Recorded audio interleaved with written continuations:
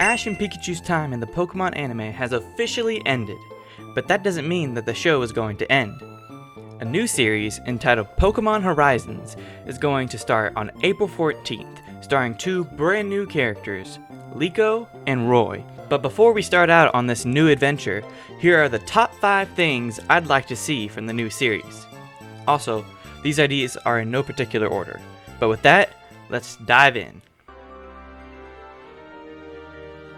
Based on the trailers we've gotten so far, both characters have lots of potential for interesting storylines, each centered around their respective mysteries.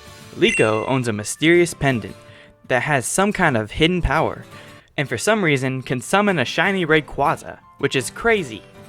Just from this information alone, I'm already super invested in the story of this pendant.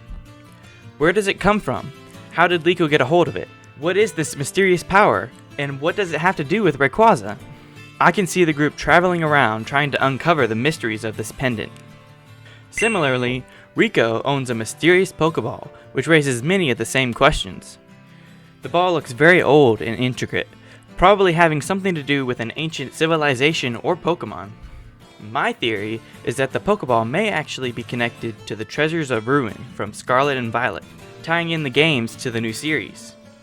Additionally, in the trailer, Rico mentions he wants to challenge the Pokemon from the legends, possibly meaning the Treasures of Ruin, or just referring to legendary Pokemon in general. I can totally see him crossing paths with Go at some point on his mission to find Mew. However, we saw a similar situation in Journeys with both Ash's PWC run and Project Mew, which weren't given as much attention as I would have liked. Both of these storylines were super interesting, but were given minimal screen time in favor of filler, which is a large reason why I feel fleshing out these new character stories is important. On the topic of storylines, another thing I would really like to see is some of the Scarlet and Violet storylines implemented into the show.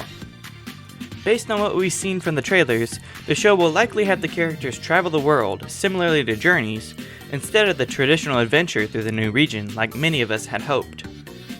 However, this doesn't mean that we won't see any Scarlet and Violet content in the series. Specifically, we need to see Arven's storyline in some capacity, and I think we likely will. For those who haven't played the new games, the Path of Legends storyline is actually one of the very few in-game stories that is actually really good, if not the best we've seen in the series.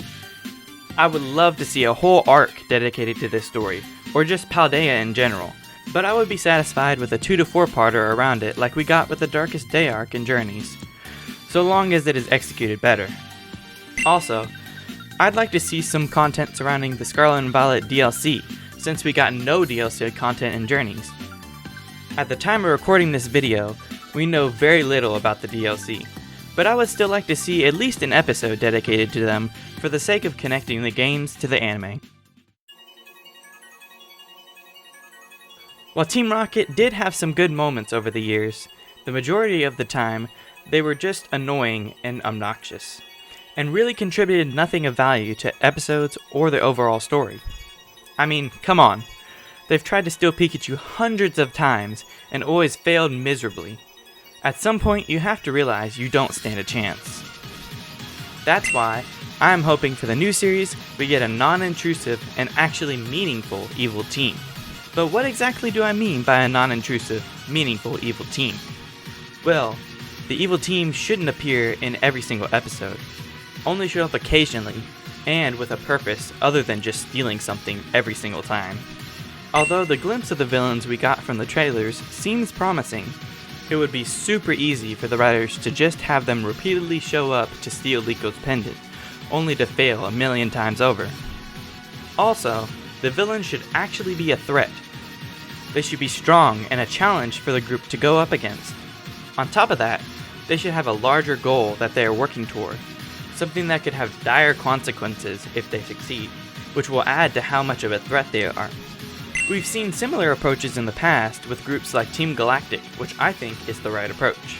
Overall, I believe the best way the show should treat the evil team is that we should come across them often by coincidence, and then attempt to defeat them, rather than the evil team attacking Liko and Roy all the time. Good examples of evil teams we've seen in the Pokemon anime are Team Galactic, as I mentioned before, but also Team Rocket during the Black and White era, which I think is the best approach. This one is pretty straightforward in that I'd like to see more Paldean Pokemon in the new series. Throughout Journeys, very few new Pokemon were featured, most of which being ones caught by Go.